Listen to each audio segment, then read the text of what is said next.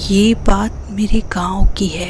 जब मैं छुट्टियों में गांव घूमने गया था, गांव में एक पुरानी खंडहर हवेली है जिसमें करीब 65 सालों से कोई नहीं रहता। ये बात मुझे मेरे गांव के दोस्तों ने बताई।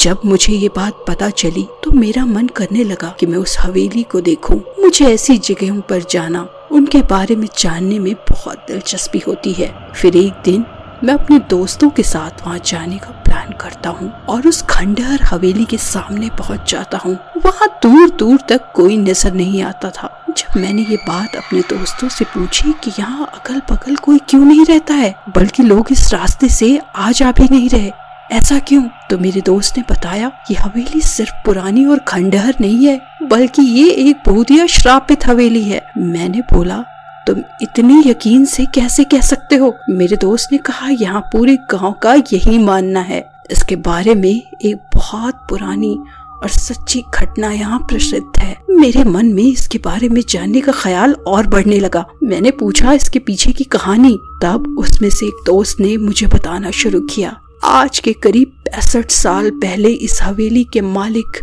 बहुत बड़े जमींदार हुआ करते थे। उनकी एक पत्नी भी थी जो बहुत सुंदर थी। उसका नाम सुलेखा था। उस समय ही डाकुओं के खौफ से लोग डरते थे। डाकुओं की टुकड़ी जिस गांव में भी घुसती उस गांव को पूरी तरह बर्बाद कर देती थी। एक बार डाकुओं के सरदार को जमींदार के धन और संपत्ति पर नजर पड़ी, जिसके बाद उसने जमींदार के घर डाका डालने की सोची। इस पर सभी डाकुओं ने हाँ कह दिया। फिर एक दिन वो भी आया जो जमींदार ने कभी नहीं सोचा होगा। डाकुओं ने एक दिन जमींदार की हवेली पर रात में डकैती मार दी। जमींदार ने भी अपनी सुरक्षा के लिए सिपाही और नौकर रखे हुए थे, जो डाकुओं के हवेली पर आने पर उनसे लड़ पड़े। क्योंकि जमींदार के सिपाही और नौकर बहुत कम और साधारण हथियार के साथ थे, वहीं डाकुओं की संख्या बहुत ज्यादा थी और वे अच्छे हथियार के साथ लैस थे, जिसकी वजह से जमींदार के सिपाहियों और नौकरों को कुछ ही देर में मार डाला गया। ये सब जमींदार देखने के बाद सोचने लगा, इससे पहले कि डाकू हवेली का दरवाजा तोड़कर अंदर घुस जाएं, उसे अपनी पत्नी और खजाने को छुपा देना चाहिए। फिर उसने उस खजाने को एक हवेली में ही किसी खुफिया जगह पर छुपा दिया और अपनी पत्नी को एक कमरे के अंदर एक और खुफिया कमरे में छुपा दिया और बाहर से कमरा बंद कर दिया। इसके बाद कुछ ही देर में डाकू हवेली का दरवाजा तोड़कर अंदर घुस गए, जिसमें जमींदार की मौत डाकुओं के हाथों हो गई। पर जमींदार ने मरते मरते अपने खजाने का पता उन डाकुओं को नहीं बताया। डाकुओं ने खजाने को खोजा पर वो नहीं मिला। फिर डाकू वहां से हवेली की कीमती सामान लेकर चले गए।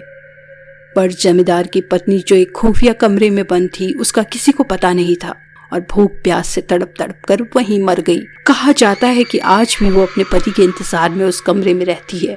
उसका पति कभी तो आएगा और उसे उस कमरे से आजाद करेगा, और आज भी उसे उसके हवेली में घुस बैठिए या उसकी इजाजत के बिना अंदर आने वाले लोगों को सजा देती है।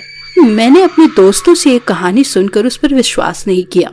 मैंने पूछा, क्या यार तुम लोग भी ना कब की बात आज तक लेकर बैठे हो? इसका कोई सबूत है तुम लोगों के पास? तो उन लोगों ने बोला, तुम लोगों ने इस हवेली में जाने और वहाँ रुकने की गलती की थी, जो आज तक इस सदमे को नहीं भूल पाए हैं। मैंने पूछा, ऐसा क्या हुआ था उन लोगों के साथ इस हवेली में? तब दोस्तों ने मुझे बताया, एक बार एक अपराधी जेल से भाग जाता है और इस हवेली में आकर छुप जाता है। उसके बाद कोई कुछ नहीं जानता कि हवेली में उसके साथ क्या हुआ था।